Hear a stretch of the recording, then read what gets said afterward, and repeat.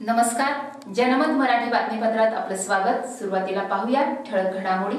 शिवसेना ठाकरे गटाचे उपनेते सुनील बागुल आणि महानगर प्रमुख मामा राजवाडे यांच्यावर गुन्हा दाखल झाल्यानंतर ठाकरे गटाच्या पदाधिकाऱ्यांनी पोलीस आयुक्तांची भेट घेतली। उपनेते दत्ता गायकवाड, जिल्हा प्रमुख डीजी सूर्यवंशी, माजी आमदार वसंत गीते यांच्यासह अन्य पदाधिकाऱ्यांच्या शिष्टमंडळाने भेट घेतली आहे। गजू घोडके यांना मारहाण केल्याप्रकरणी ठाकरे गटाच्या 7 जणांवर भद्रकाली पोलिसात गर्दी जमावाने मारहाण, दरोडा, दंगा करणे अशा गंभीर स्वरूपाचे गुन्हे दाखल करण्यात आले आहे। याच प्रकरणी शिवसेना उद्धव बाळासाहेब ठाकरे पक्षाच्या शिष्टमंडळाने पोलीस आयुक्तांची भेट घेत शिवसेनेच्या प्रकरणात चौकशी करण्यासंदर्भात निवेदन दिले आहे।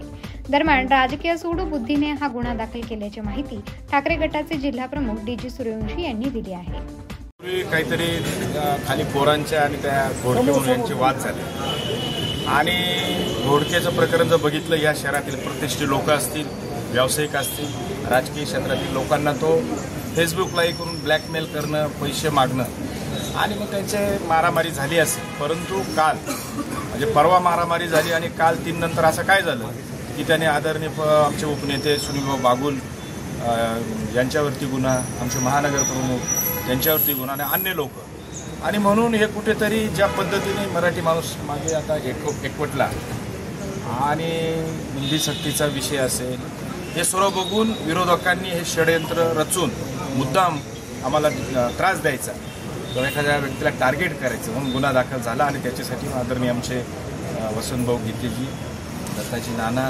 शंभू बागुल आणि सर्वच पदाधिकारी आम्ही आलेलो आहोत आणि साहेबांना फॅक्ट सांगितले की तुम्ही क्रॉस चौकशी करा।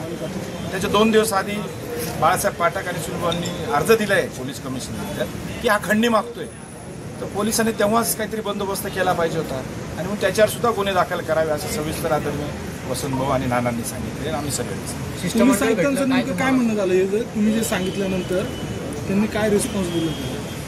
नाही, गुन्हा तर दाखल झाला आहे आणि त्यांना सांगितलं की 100% याची शहानिशा होईल आणि जे काही आहे सत्य ते पुढे येईल आणि मदत करतील ते, कारण सुनील भाऊ मारायला जाणार आहे, काय रॉबरी करायला पटेल तरी काय? गंभीर गुन्हे त्याच्यामध्ये दाखल केले। पोलिसांचा दबाव आहे सरकारचा, सर्वीकडेच आहे, अनेक वर्षापासून बघताय चुकीच्या मार्गाने सुरू।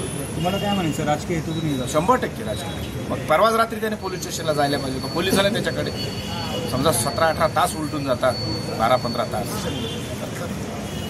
काळबेर आहे।